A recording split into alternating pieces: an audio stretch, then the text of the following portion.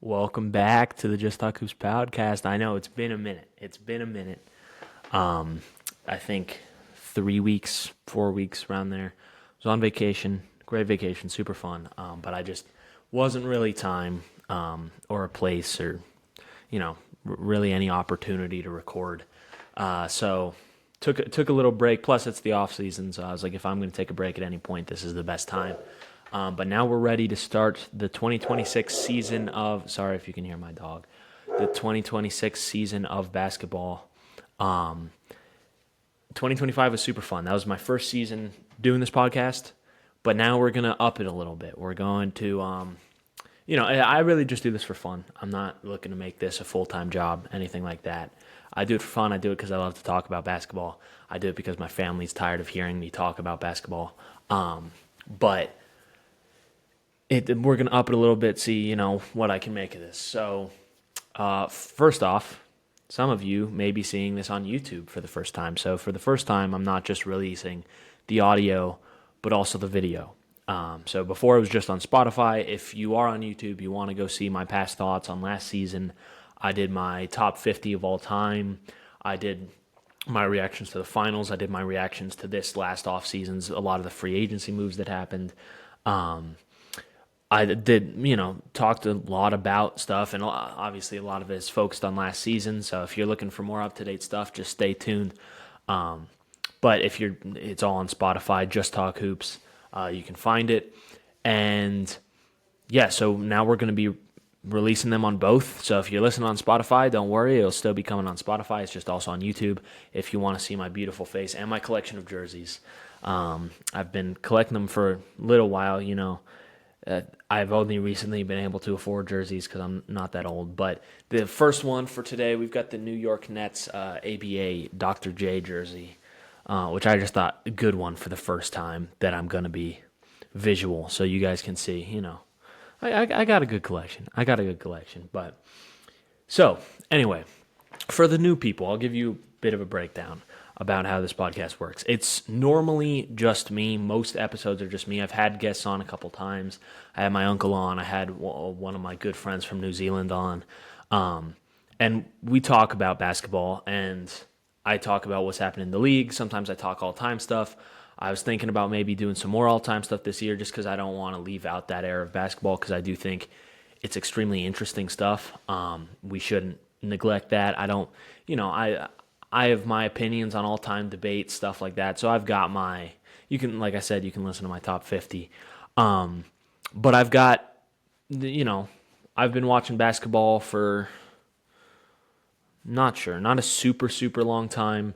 Around 7 years probably. I'm 17 years old right now. So I didn't get into it from a super young age, but I've been studying it. I've been watching it since I did get into it. I've fallen in love with the sport. My favorite team is the Brooklyn Nets. I am from Brooklyn originally. I now live in Denver, so my second team, the team that I watch when the postseason rolls around because the Nets suck, is the Denver Nuggets. I try and be as objective as possible. I don't focus on those teams exclusively. I talk about my opinions on those because I do think that my opinions on those are valuable because I am a fan of that team. So you're genuinely getting a fan's reaction from those players on those teams, or not from the players, but on the happenings of those teams. So I do talk about them, obviously, but I talk about everything going on around the league. I try and stay as objective as possible while still giving my opinions.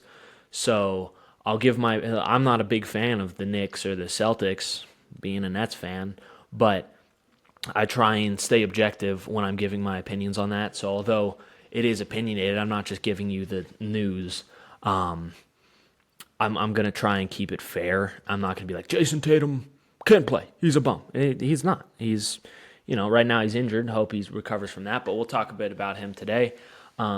Because today we're doing, just so I could piss off all the people that just found the podcast on YouTube, we're going to talk about my top 100 in the NBA. Because why not start off with something extremely controversial that will get a bunch of people mad? Let me preface this by saying a couple of things. First of all, it's a very hard list to make. It's a very, very difficult list to make. I spent a long time on this list, looked at stats, stuff like that. But a lot of it's just maybe I haven't seen enough of this guy play. Or maybe the stats are a little, sometimes stats can fool you. If you're in a certain situation as opposed to someone else, your stats are going to look slightly better than theirs, right? Or worse, depending on how positive that situation is. There's so much nuance in the NBA, and guys having, I struggle to find the balance between, well, he had a down year, but he'll be back, versus he had a down year, that's who he is as a player, or stuff like that. Speaking of that, injuries tie into it too. So I'm not going to punish players for having one big injury that's going to mean they're out for a lot of next season, right? So Tyrese Halliburton, Jason Tatum, their rating's not getting docked because of that injury. I'll mention it when I'm talking about that player because I'll go through my whole list. I'll talk about my reasonings for why they're there and why I think they're such a talented basketball player, because anyone in the top 100 in the NBA is a very talented basketball player. But I'm not going to give people the benefit. Like, if they've shown injury tendencies, right? If they've shown that they're someone who's going to get injured a lot, then I can't look past that. So Zion Williamson, a Joel Embiid, a Kawhi Leonard, these guys are very injury-prone players, at least in the past few years especially.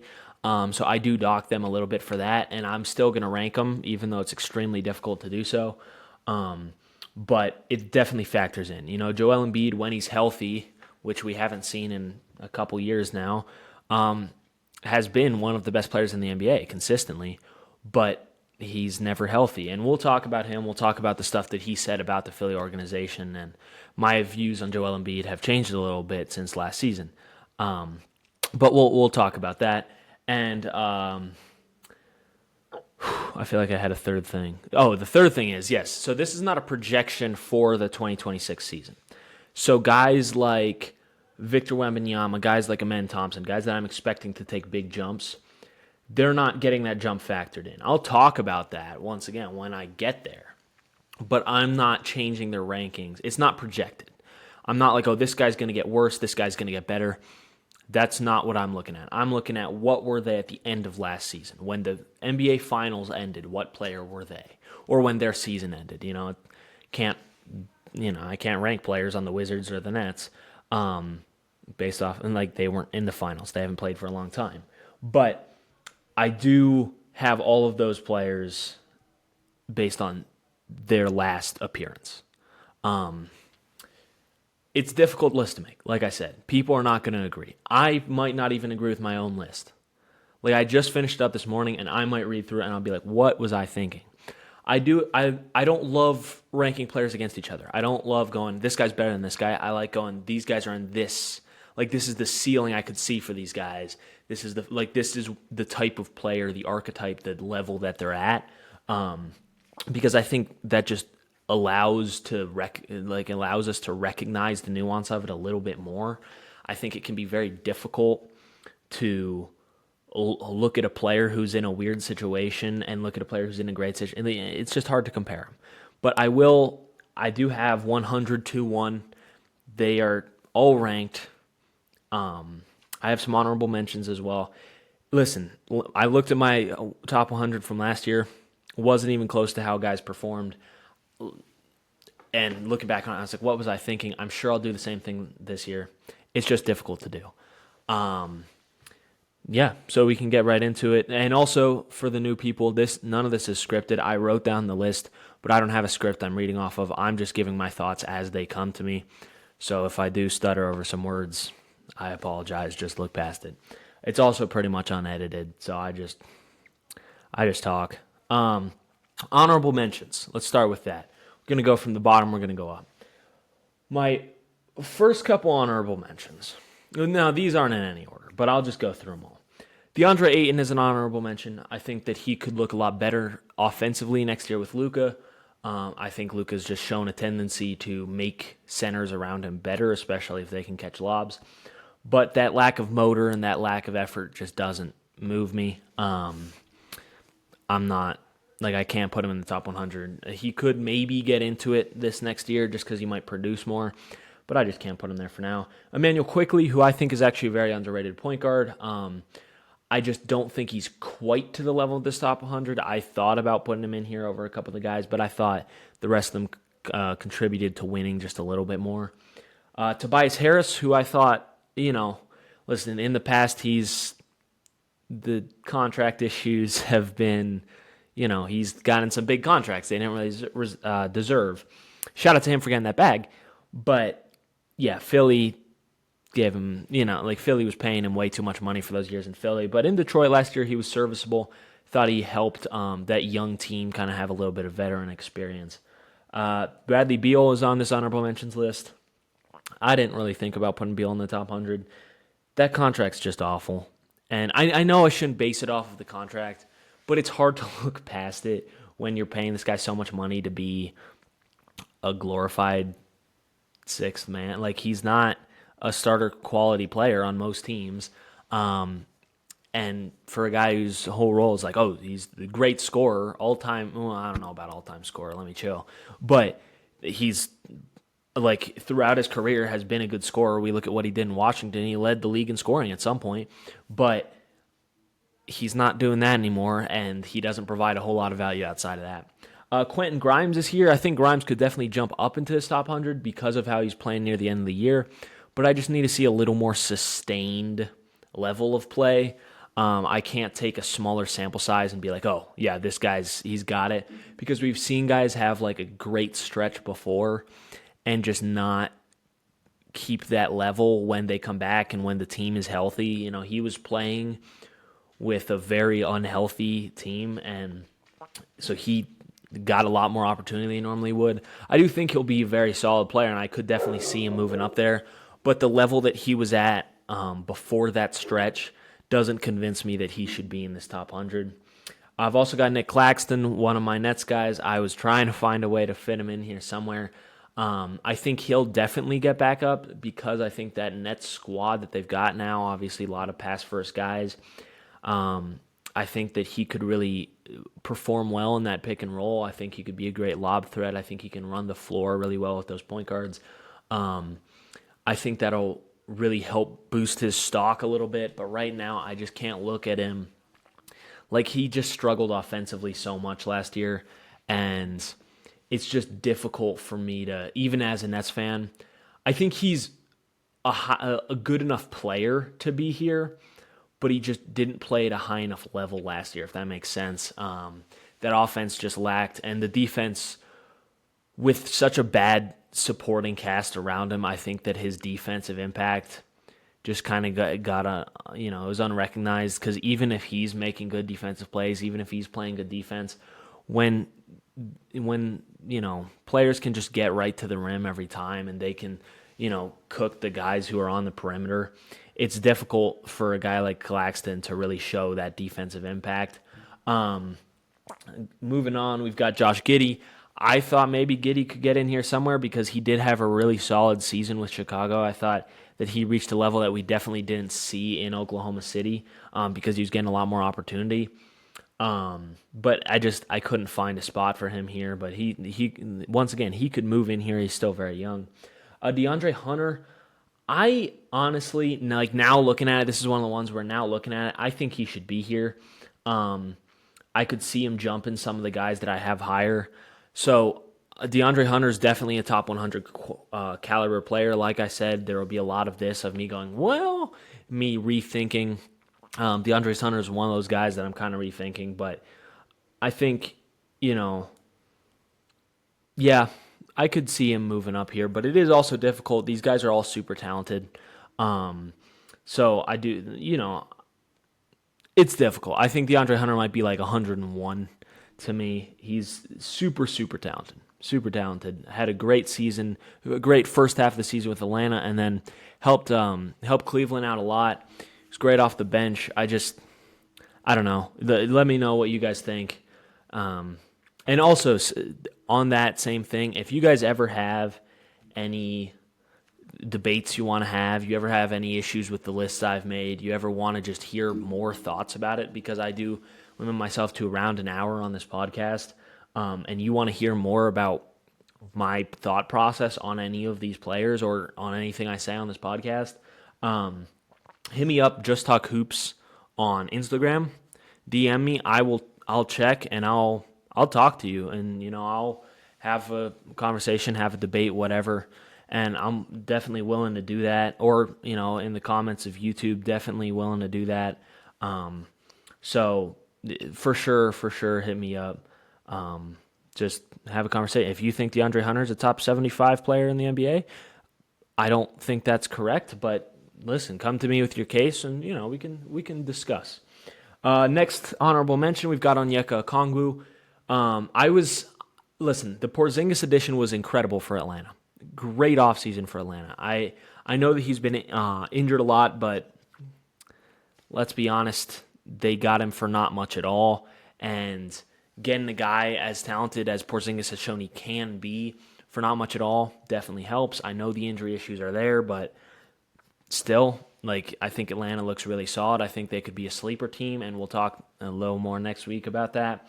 But I did kind of want to see Okongwu finally get his real starting role, because he's been battling with other centers for minutes for the past few years. Capella especially, he's been just kind of butting heads with Capella about the minutes.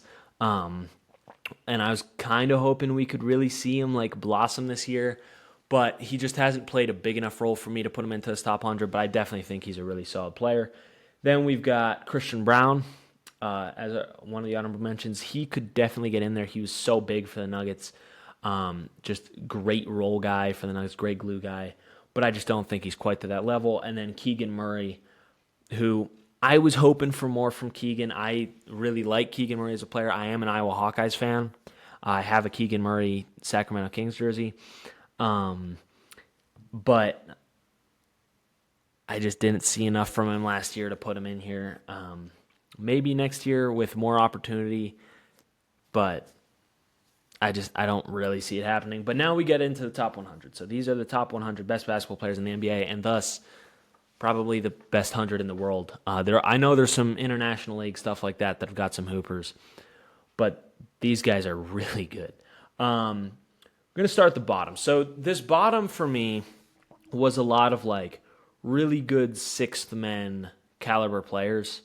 I think these guys with more opportunity could shoot up the list, but I would just need to be able to see that they can produce as a number one option, or not a number one option per se, but as a higher option as opposed to that sixth man. I'm hesitant to put these guys higher, but some of these guys, they might be looking at more opportunity next year, or if they went into a different situation, and in that case, they could definitely shoot up the list. Like I said, this isn't based off of future production. This is what I think. This is what I think they are right now. So at 100, we've got Peyton Pritchard. This is a guy who, if you gave him more opportunity, he would absolutely dominate. The three-point shot just seems to always go down. He's a small guard, but it hasn't stopped him. I've been really impressed with his. Listen, I don't like the Celtics. I don't love Peyton Pritchard, but I've been really impressed with his production in Boston. He's been really, really good for them. I think that he, and I know he won't start next year because they have Derek White and Simons who will be their guards. But if one of those guys does end up missing time, I would really love to see Pritchard kind of get to run that offense, especially since Tatum's going to be out. So you can give Pritchard the ball and you can say, listen, you can do your thing. Jaylen Brown's still going to be there, and those guards I mentioned, they're going to get more priority. But I would like to see some times where Pritchard genuinely gets to do his thing because he's incredible. And I've never seen anyone shoot as well from half court on heaves. That man is automatic. But I think he could definitely jump up. Now, 99, this is a guy who I can't believe he's this low. This is probably a 60 slot slide from where I had him last year. It's Paul George.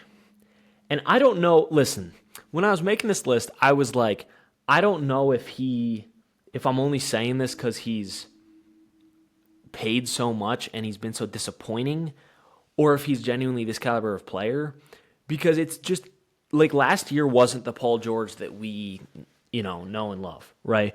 Paul George, throughout his career, has been an all-star caliber player, an all-NBA caliber player some years.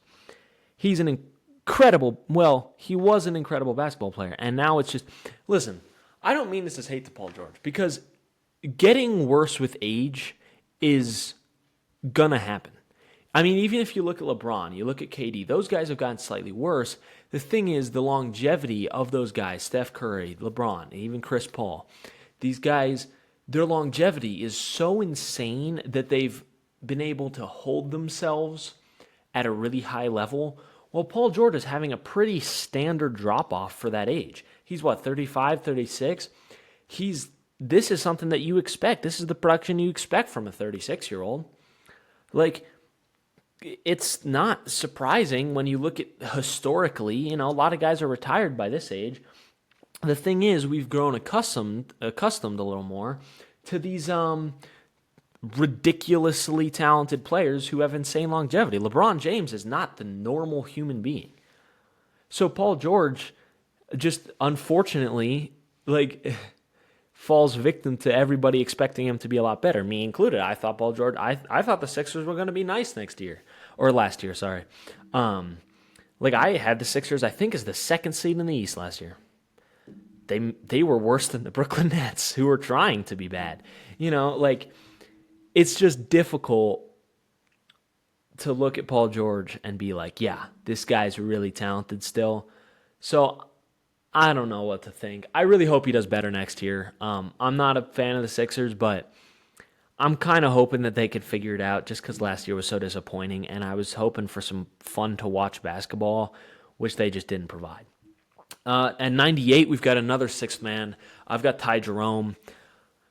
He had some struggles in the playoffs, but during the whole regular season, he was really, really good.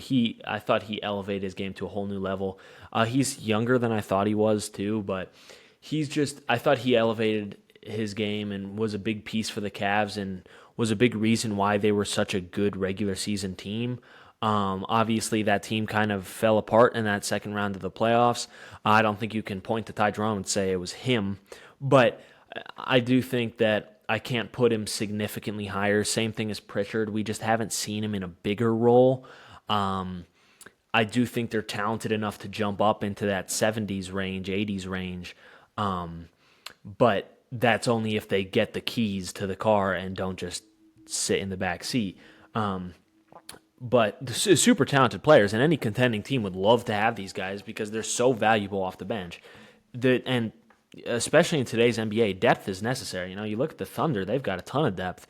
That's the reason, well, not the only reason, they do have the MVP, but that's one of the reasons they won. And, I think that, Ty Jerome, if he got more opportunity, who knows what could happen. But for now, this is the good spot for him.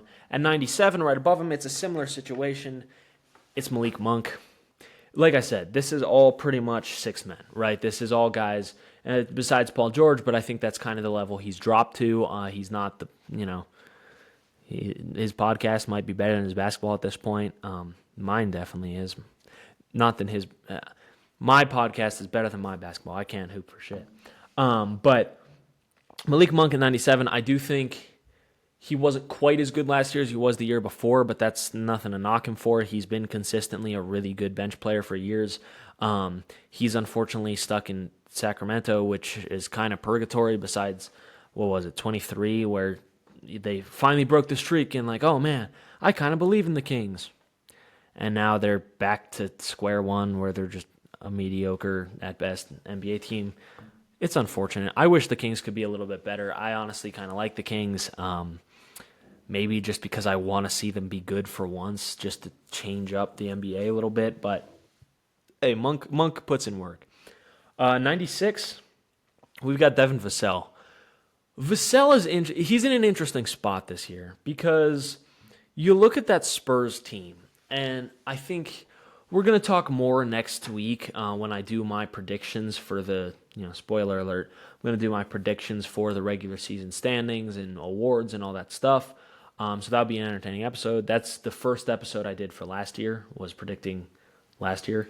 But I think Vassell definitely, he's in an interesting spot because there are so many guards in San Antonio. So many guards. It's going to be difficult for him to get minutes, but I think he's really talented. Also, I got to Probably got to speed it up because we've got 95 more to get through, and it's already been 25 minutes. So I'm going to go a little quicker with these next few. Let me start that. 95, I've got C.J. McConnell. Nope, C.J. McCollum. Different, not T.J. McConnell. T.J. didn't quite make it. He could have. I love T.J. McConnell. I have a jersey. Sorry, I'm getting sidetracked. C.J. McCollum. C.J.'s in a weird spot, too, where once upon a time he was one of the best non-all-star players in the league. Now he's just solid. I don't know exactly where to put CJ. I think he could be higher. I'll be honest, I didn't watch a ton of Pelicans basketball last year, especially when Zion was injured and Brandon. I watched some games, but CJ also missed a good bit of time himself, so that whole team was just plagued by injuries. So I think CJ, it's difficult to find a spot to put him, but this is where I got him for now. Right above him, Jordan Poole. Poole can fill it up, but it feels like he fits more into that mold of a sixth man, like those guys at the bottom of the list. That's what he did in Golden State, and he was one of the best in the league. I just don't think that he's a guy, he'll put up stats, but he's just not really a winning player. It's no disrespect to Jordan Poole. It's an important role, but he just doesn't fit a bigger role than that, I think. We'll see what he does in New Orleans, though. Maybe it'll change. I don't know. I'm not sure what to think about New Orleans, which, once again, we'll talk about next week. Moving on, we got Jrue Holiday. Drew's interesting because most of those guys at the bottom have all been spark off the bench, scoring first, a little bit different for some of them. But Jrue is kind of the opposite. He's not going to give you a ton of scoring spark at this point in his career, but he'll give you some really solid defense. He'll give you some smart basketball, which I think is something that people undervalue. And now, once again, Portland, we'll see what he does there. He's going to be a big veteran presence for them, I think. But his offensive impact has just kind of lowered since his days where he was an all-star caliber player. He's at 93 for now, but I think as a player, he's 93, but his impact is higher than that. So I could definitely see him being moved up. It's such a difficult list to make. 92, I've got Vucevic. I think Vooch would have been lower last year. I can't remember where I had him, but I think he was lower. But he had a really good year last year. I think that some people forget that he actually was really, really solid for Chicago. I think that, Chicago's been pretty much the same team for about 4 years now.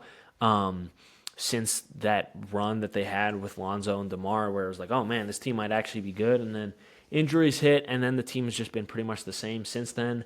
Vooch really saw a stretch big. I think that it's weird to me that no one will trade for him, but I heard rumors that it was like, oh, Vooch might just get dropped if they can't trade him, which is crazy because he's a good enough player that he could get traded for.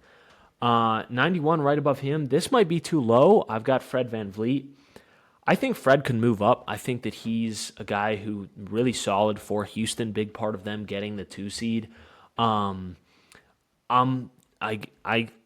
honestly, he could be moved up, but I thought that it'll be interesting to see what his role is this year since Houston's changed a lot. But I think Fred could go up, but I don't hate him here. He's just really solid point guard who I think any contending team would like to have, and I do think the Rockets at this point are a contending team. We'll see. At 90, so finishing out the bottom 90 to 100, we've got Herb Jones. Herb, one of those guys. Now we're getting to the players. I mean, all of these guys contribute to winning. It's the top 100 players in the NBA. But these are guys to me that a contending team should really, really want to have. Herb Jones, one of the best perimeter defenders, one of the most versatile defenders in the NBA. He was all defensive first, I want to say, not this past year, but the year before, if I'm remembering correctly, which he's just he can play a variety of positions. I wouldn't say he can quite guard 1 through 5, but he's a guy who can guard 2 through 4, maybe 1 through 4, just really good perimeter defender. Plus, he's not terrible on the offensive end. It's not his strength. But hey, defense wins championships unless you play in New Orleans, and then it doesn't win anything. Right above him, I struggle with where to put this guy. It's Andrew Wiggins. I don't know what to think about Wiggs.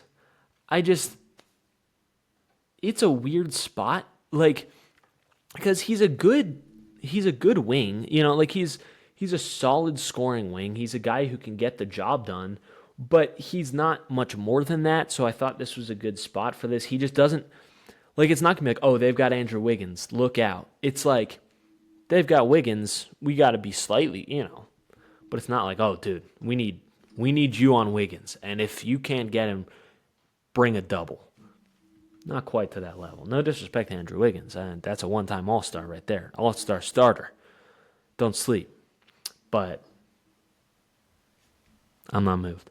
88, I've got Naz Reid, everyone in Minnesota's favorite player. He's the best backup big man in the league, so that gets him a lot of points, I think. I don't think I've got anyone above him who's a backup.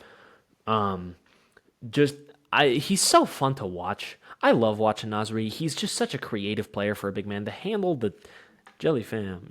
He's like, I really like Naz Reid. This is, I think, a good spot for him. I do think that he's a solid bit better than a lot of those sixth men down lower. I just think that he's been a huge part for a winning team, which I think helps. Like a winning team that's done well in the playoffs, which I think some of those other guys are lacking. But Nas definitely super talented. And once again, another guy that if you gave him a starting job, who knows what that role could be. Right above him, we've got Miles Bridges. I'm not going to talk much about Miles Bridges because he's a douchebag of a person. He's just a good basketball player. Moving on, you'll learn I don't respect Miles Bridges at all. Not at all. 86, I've got Jalen Green. Jalen Green, another weird player. Inconsistent is the one word I can think of to describe Jalen Green. The inconsistency has just kind of hurt him, his stock. But it is hard for me to look past the fact that on the nights where he's hitting his shots, he's going bonkers. He's knocking down a lot of shots. He's slashing to the rim. He's a crazy athlete. Like, it's hard for me to say that he's worse than any of the guys below him because on a good night, he's better than a lot of players in the NBA. The thing is, he just doesn't have a lot of good nights. We'll see what he does in Phoenix. I don't believe in Phoenix at all. I did last year. I was like, no. The Phoenix, I didn't think they were a contender, but I was like, okay, they're going to figure some stuff out. They didn't. So now I don't believe in them. They've let me down, which of course means next year they'll figure it out. Right above him, we've got another guy that's pretty similar to me is Anthony Simons. Just another guy who, not crazy consistent, but he can get buckets. The thing is, he just kind of lacks a lot of game besides that. Once again, we'll see how he does in Boston. He's going to have a lot of opportunity in Boston, but also some players around him who are a little more developed than he had in Portland, and a coaching staff that's a little better than he had in Portland. So I think that he could have a really, really solid season. I haven't seen enough of it to really put him higher, but maybe he could jump. I don't know. Right above him, we've got a guy who he's not as fun as Jalen Green and Anthony Simons. He's not as fun to watch. A lot of people don't like him, but it's Lu Dort. It's hard to look at Lu Dort and not recognize the fact that this guy is a great, great defender and was such a huge, pivotal part of the team that just won the championship. Listen, maybe it's recency bias. I don't care. You get extra points if you're on a championship team and you play a big role because that shows that you have value as a guy who can be on a championship team and play a big role. And Lu Dort did that. The Dortcher chamber is, I think he's one of the best defenders in the NBA. I think he is, and he's really well-rounded. He's huge, he's jacked. He should be playing football, but some people don't like him. I don't like him when he's playing against one of my teams, but other times I kind of like Lu Dort. Right above him, we've got Jalen Duren. I'm a huge fan of Jalen Duren. I just really like that archetype of player. I think he's fun to watch. I think the whole Pistons team is really fun to watch. I wanted to put him higher, and I almost did, but I don't think he hasn't quite shown that yet, but he's a double-double threat. He's a great rebounder. And I just, he's still so young. He's just ridiculously young. I think he could really blossom into one of the cornerstones of a Pistons team that I think could be really solid, and maybe next year, maybe the year after that, like they could look really, really scary, especially in a weaker Eastern Conference. And I think Duren could be a huge part of that. I'm rooting for him next year. I want a Jalen Duren jersey. Maybe that'll be the next one I get. Right above him, John Collins. Collins is weird to me because, like, last year he had great numbers, but he was playing in Utah. I can't I can't put you very high if you play for Utah. I'm sorry. It's just difficult for me to look past the fact that you play for a team that can't win at all. But now in Los Angeles, especially alongside James Harden, I'm so excited for that fit. James Harden throwing lobs to John Collins is just going to be beautiful. It's Lob City 2.0. And Chris Paul. So we've got Chris Paul and James Harden throwing lobs to John Collins and Zoo. Yeah. Come on now. That's going to be very fun to watch. I think Collins his numbers will go down a bit just because there's so much competition around him. But, I shouldn't say competition around him. I should say there's more talent around him. He's just not going to have to do as much scoring. So I think his numbers will go down a bit, at least the scoring ones. But I think he's going to have a really good year in terms of actually leading that team to some more wins than he was leading Utah to, because who the hell's going to lead Utah to wins? At 81, I've got Jalen Suggs. I think you want to talk about good defenders. Jalen Suggs is one of the best guard defenders out there. I think he's a big part of the fact that the Orlando Magic have one of the best defenses in the NBA. It helps to have a big defensive guard. On offense, I think there's still a little bit to be desired. I think that he could get there. I just think that there's not enough for me to put him much higher than this, but the defensive value is great, and the offense is good enough that it's not, he's not going to get hurt. Like, that's not going to knock him any points, At 80, I want to talk about a guy who's got a lot of defense but not a lot of offense. It's Rudy Gobert. Gobert would be significantly higher than this pretty much any other year of his career. I just think that his defensive value went down a little bit last year. I thought the teams learned how to game plan him a little better. He's still been a part of a team that's gone to the conference finals 2 years in a row. So points to him for that. I just think that he still provides that defensive value, just not quite as much as he did in the past. But I don't hate Rudy Gobert as much as other people. A lot of people hate Rudy Gobert. Not me. Also, Lakers fans, they probably hate him a lot. 20 and 20 from Rudy is crazy, seeing as that brother averages like 12 points a game at most. I can't remember how many he averages, but it's not a lot. Right above that, we've got RJ Barrett. I thought Barrett flew a little under the radar because he was playing in Toronto, but he can give you 20 a game, which, like, it's nothing to scoff at. I don't think he brings a whole lot of other value, and I don't think that if he was on a contending team, he would have nearly as much of a role. But in Toronto, putting up 20, that's nothing bad, or it's definitely not bad, and it's pretty solid. So I think that he could. I don't know. To me, we're getting into the thing. We're getting into the players who it's like, these are some of the better role players. These are guys that you'd want on your team and help leading, like, starters on a contending team. To me, RJ Barrett might not be a starter on a contending team depending on the team's makeup. Would he start in the Cavs? Yeah. Would he start in the Nuggets? Maybe not. Next, we've got Kristaps Porzingis.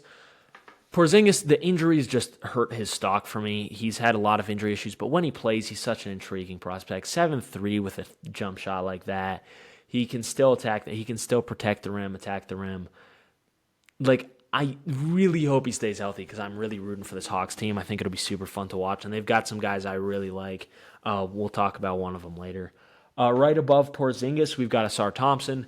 The Thompson twins, electrifying athletes, and Asar, really good defender. Once again, could be a big cornerstone of Detroit.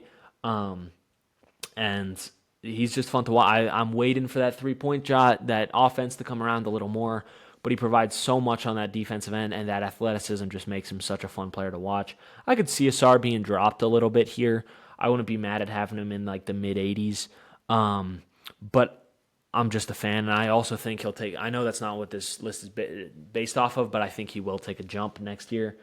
76, we've got Draymond. This is a tough one to really value because he still provides great defense. He's still one of the best defenders in the league. And he still provides playmaking.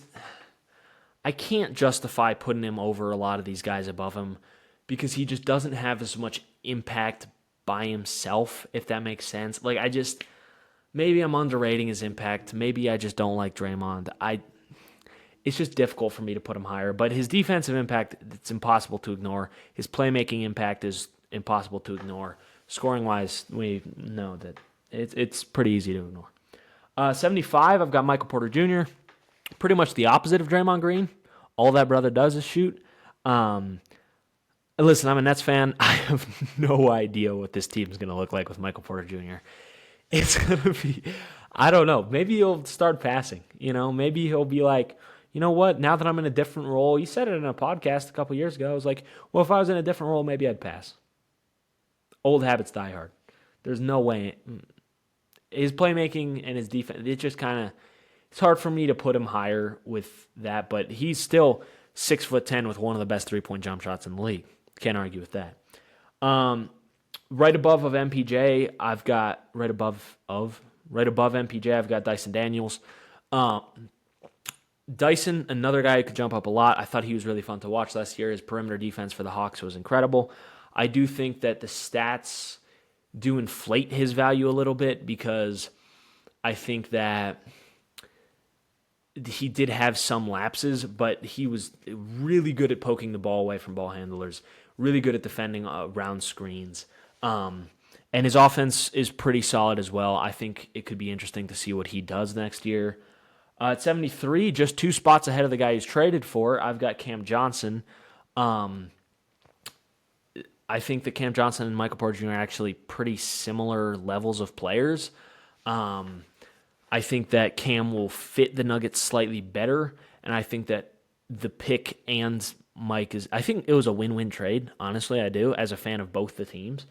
Cam, as opposed to Mike, he's a bit of a better playmaker for others. I think that he's shown really good growth in his ability to play make for himself because he had to in Brooklyn. He won't have to as much in Denver, but it will help to have another guy who can get his own shot when Jokic is off the court or if Murray is kind of just struggling, which he can because he's somewhat inconsistent. I think Cam Johnson is a guy who can do that. Plus, I think he provides solid defense. Right above him, I've got Isaiah Hartenstein, one of the better backup / starting centers in the league. That damn floater, it's just every single time. And it's cash. It's cash every single time. I mean, he was big for the Thunder. He does a lot. And that damn floater. Right above him, we've got my GOAT, Cam Thomas. Best scorer in the league. Best scorer in the league. No. Objectively, not the best scorer in the league. But in my heart, he's the best scorer in the league. No, please let the Nets re-sign him, bro. I've got a lot to say about how the Nets are managing their stuff. If I didn't have like 70 players to get through, I would go on a rant. But I do. This might be a longer episode, so buckle in. Cam Thomas, he can score really well. Does he provide a whole lot else? No, I'll admit that. But he can score. And I think that, I don't know. I want to put him higher. So bad, but I'm trying my best to be objective. Maybe I'm trying too hard to be objective and dropping him because of that. I don't try to do that, though. Kobe White's at 70, right above Cam. I think that White just provides a little more playmaking than Cam does. I do think Cam's a better scorer, so you can kind of pick your poison there. That's not the right use of that saying, but we're going to rock with it. I think that Kobe, best Kobe in NBA history. And I just think, He's been really good for Chicago. I think that's something they should build on. 69, nice. I've got Miles Turner. He was really big for the Pacers until the finals when I was just really disappointed with him. I was just it was tough to watch. I really wanted him to play. I really like Miles Turner. He's one of my favorite players who's not correlated with the Nets or the Nuggets. He just kind of disappointed in the finals, but he got a bag from Milwaukee, so he didn't disappoint too much. At 68, I've got Aaron Nesmith. I thought that he was the opposite of Turner. He really impressed this whole playoff run. Great shooter. I thought like he's really turned his career around. And I think like he'll be huge for Indiana while they're missing Halliburton. I think we could see his numbers going up a lot. 67, I've got Lauri Markkanen. I know I said that it's hard for me to value players when they play for the Jazz, but Lauri is still one of the better off-ball players in the league. I think he's really good at getting to his spots, and I think that if you did give him some real scorers, which the Jazz might have, like they've got some real ball handlers at least, and a guy like Keontae George who likes to have the ball in his hands, Isaiah Collier who had a solid rookie season, Ace Bailey, I don't know why I was just blanking on him, but Ace Bailey who likes to have the ball in his hands, he likes to score. Does he like to be in Utah? Who knows? But like Lauri could play really well off those guys. I think it's difficult. I wish he was in a contending spot, but what are you gonna do? 66. I've got DeJounte Murray. It's been difficult with DeJounte because he just hasn't provided a whole lot of value recently. But last year he did get injured, so he struggled with that. I think he could move up or down. I do think he has the talent to move up, but I don't know if he's going to use that talent well, and he might move down, if that makes sense. It's just difficult to do DeJounte. 65, Andrew Nembhard, who was huge for the Pacers, played some great defense on some star players. And then, man, when he gets into a rhythm, he'll shoot some shots that he has no business shooting, but, man, they go in. So, hey, he does have business shooting them. But man, he'll see the MVP of the league on him, and he's like, "Oh, that's a bucket," and he goes into a size up and then step back three, and 64. I've got Norm Powell. He had his best year of his career last year. Super good year. He was scoring really well at an all-star level, and I think that it is difficult for me. Like, I do kind of feel like he doesn't provide quite enough other stuff for me to put him over some of these guys above him who I think provide a lot more to a contending team. But Norm can score. And I was impressed to see it. I was really impressed last year. At 63, I've got Mikal Bridges.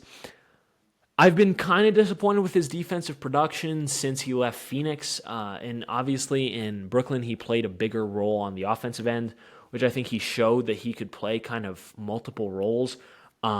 He definitely gets points for being available. They say the best ability is availability, and he's got that. He's constantly playing. He's played every game for his whole NBA and college career. Like, he hasn't missed a game since high school, I think, which is absolutely ridiculous, especially in an era like today where players are missing a lot of games. So shout out to Mikal for that. I do like Mikal Bridges. I know a lot of Nets fans don't, but I like him. At 62, this guy, his defensive value has definitely not been disappointing. It's Jaden McDaniels. They got KD, but we got Jaden McDaniels. He's one of the best defenders in the league, one of the best wing defenders in the league. I was also really impressed with his offensive production in some of the series. I thought that he looked a lot better creating his own shot, but his offense still does have a lot of work to do, which is why he's at this spot on the list. Right above him is another great defender, Alex Caruso. Listen, the numbers aren't going to be flashy, but the winning is. They won a championship. He was a huge part of that. I think that people underrate just how valuable what Caruso does is. It's a confusing sentence, but you know what I mean. Alex Caruso is an underrated dog. He's super talented. At 60, I've got Denny Avdia. I think that, I hope I pronounced that right. I think that he needs to show me a little more sustained production for me to truly put him higher than this. But he looked really good for a long stretch of games with Portland. I'm sort of intrigued by Portland next year. The only thing is that they're in the West. If they're in the East, I think that could be a playoff team. But they're not. They're in the most contentious conference that we've seen in a while.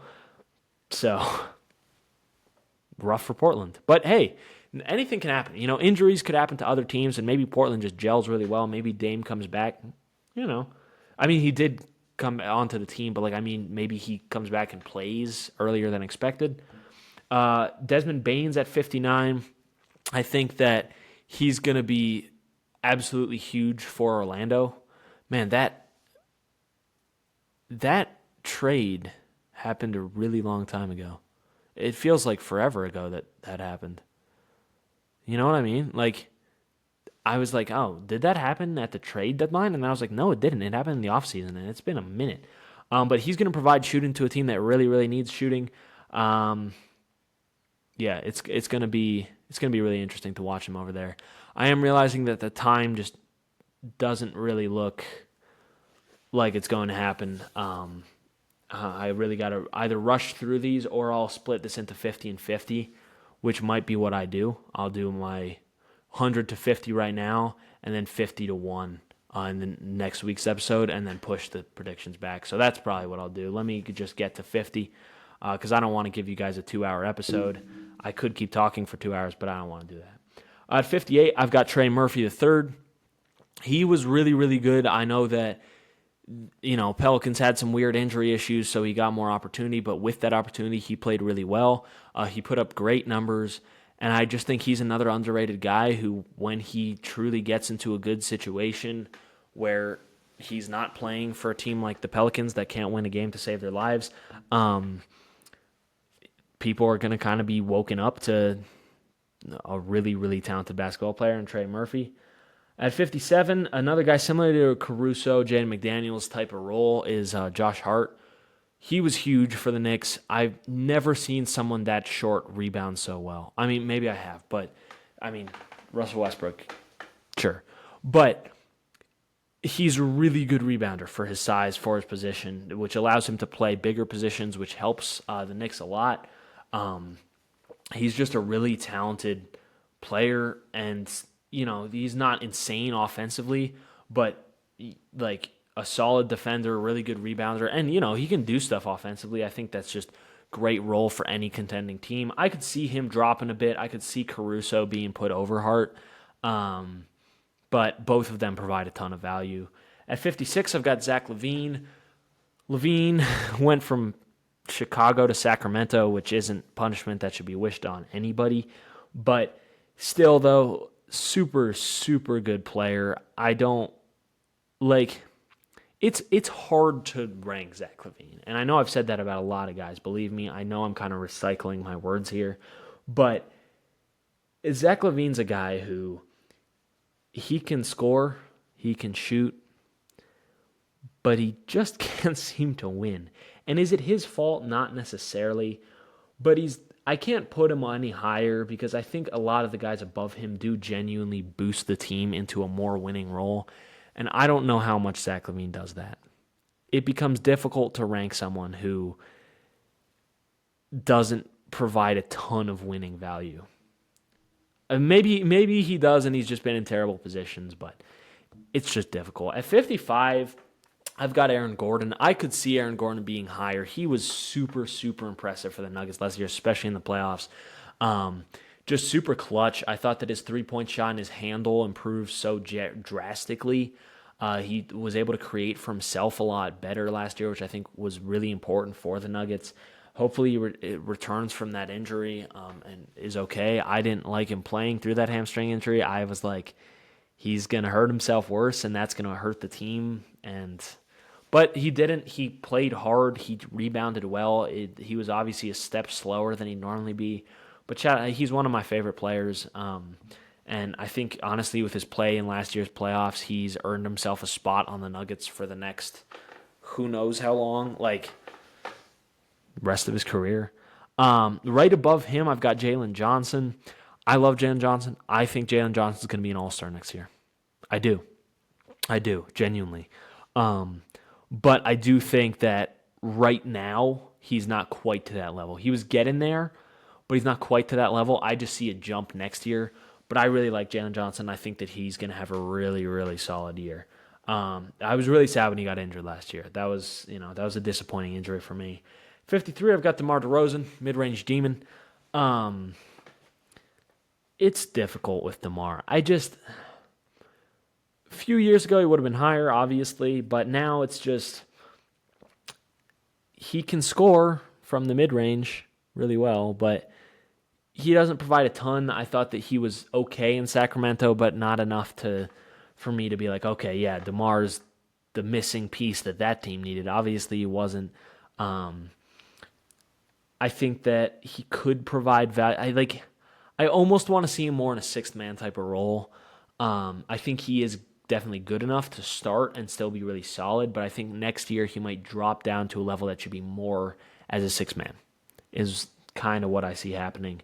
Right above him, 52, I've got Austin Reeves. I don't like Austin Reeves. Not a lot. I don't dislike him, but he just torches my favorite teams every time he plays us. I swear. Every time I'm watching, he just cooks us. Maybe that's, I say us, whatever. Maybe that's because, the Nets and the Nuggets both can't guard a traffic cone. But Austin Reeves, I don't know. But let me say, he's a really talented player, and he's been huge for Los Angeles. I think that getting him as an undrafted, that's huge. It'll be interesting to see how the Lakers work next year. I know we saw some of Reeves, Luka, and LeBron, but obviously we also saw a struggling defense and not a lot of big man play, and Austin Reeves isn't going to fix those issues, and they're not really his fault. But I think that he's not a better player than this, I don't think. I could maybe move him down, but I think he has produced well enough that I can put him in this spot and not feel too bad about it. I could maybe see him going below a guy like Zach LaVine, but it does help that the Lakers have been winning more, at least, until Rudy Gobert stepped into the picture. At 51, I've got Tyler Hero.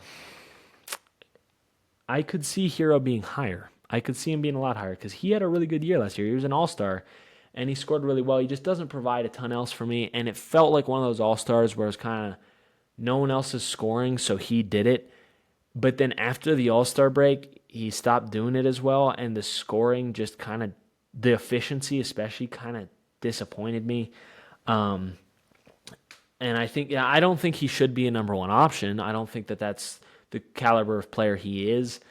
But he could be a guy who, number 2 or 3 option, depending who your numbers 1 and 2 are. Or off the bench and just be the best sixth man in the league. But I do think that his ceiling isn't that high. I don't think that he's going to be like a perennial all-star or anything like that. And that is the last guy I'm going to rank for the day. I was originally going to do all of the players, but that's not really realistic. There's just so many of them, and I do want to give some insight. I know I didn't go into a deep dive with any of these guys because I just can't afford to do that, and so I'm just kind of giving you like the brief synopsis of each of these players. Which, should I give a little more?